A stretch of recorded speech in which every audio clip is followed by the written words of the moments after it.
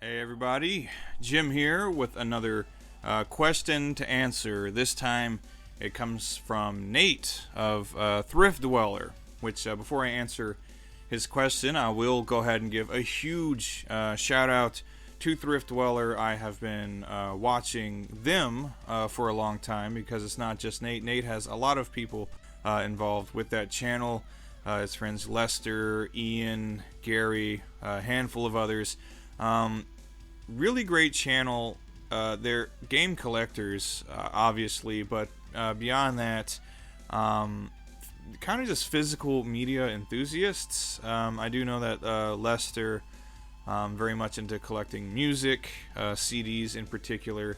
Nate also does figure reviews from time to time. They have a podcast that they put out periodically called, I believe, Retro Gaming's Most Dangerous Podcast, which is really great. There are a lot of, there's some sharp dudes, and they've got some insightful things to say about a lot of stuff, gaming related and otherwise. And I'm pretty sure they're well into wrestling as well, which, I'm getting back into it. I was out for a while. I hadn't liked wrestling since I was a kid, but I'm starting to warm up to it again. Anyway, Thrift Dweller, definitely check them out if you can. Nate asked a good question that if game prices get too high at some point, because what is too high, I guess that's varies for each person, but if they were really getting too high for my taste, would I go and hunt games less, or would I just stop collecting games altogether and just go on to some other hobby? Because I do have some other hobbies. You also want to know what some of those are. I'm a big time movie guy. That's what I'm in school for right now, is it's communications, but I'm focusing heavily on production, and that's kind of the dream, is to be involved in filmmaking in some way. So there are other things that I can move on to. Music is a big love of mine, especially heavy metal and punk rock music. I can never get enough of that. I do occasionally go to shows here in Japan. So there are other things I can do to occupy my time. So would I stop buying games, stop collecting if the prices were just getting out of hand? Probably, yeah, because as it is, when I do go out to go look for some games, every trip out I see something that I'd love to have, but the prices they're asking for it, it's just never gonna happen. At least not now. I'm not made of money.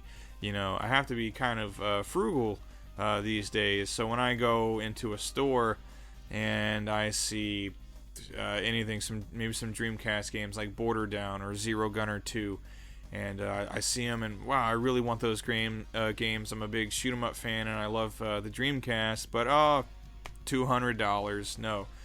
So yeah, there's already most times when I go out just to look around just for the fun of it, look at games, I usually don't buy anything at all because the prices are crazy. So I mean, if it got way out of hand, yeah, sure, I would not buy anything if it's all overpriced.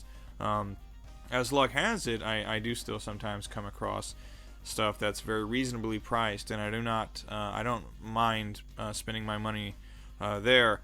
But yeah, I could, as it is, you can look behind me, I've got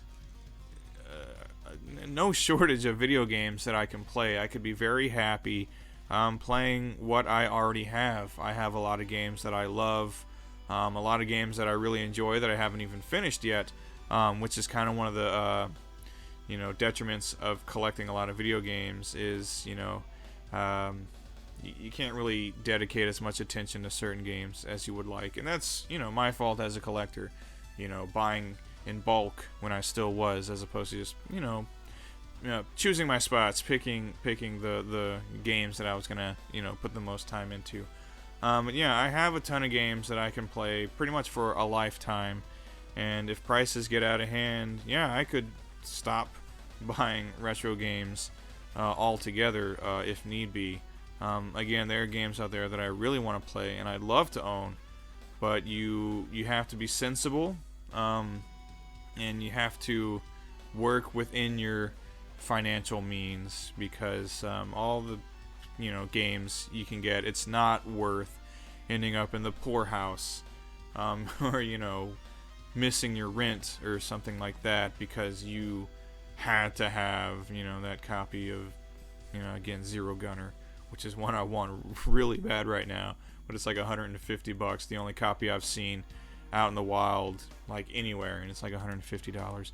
Anyway, thank you, Nate, for the question. Yeah, it's kind of a good question, but a tough one to answer, because as a lifelong gamer, you never want to stop playing games, and there's always going to be more that you want.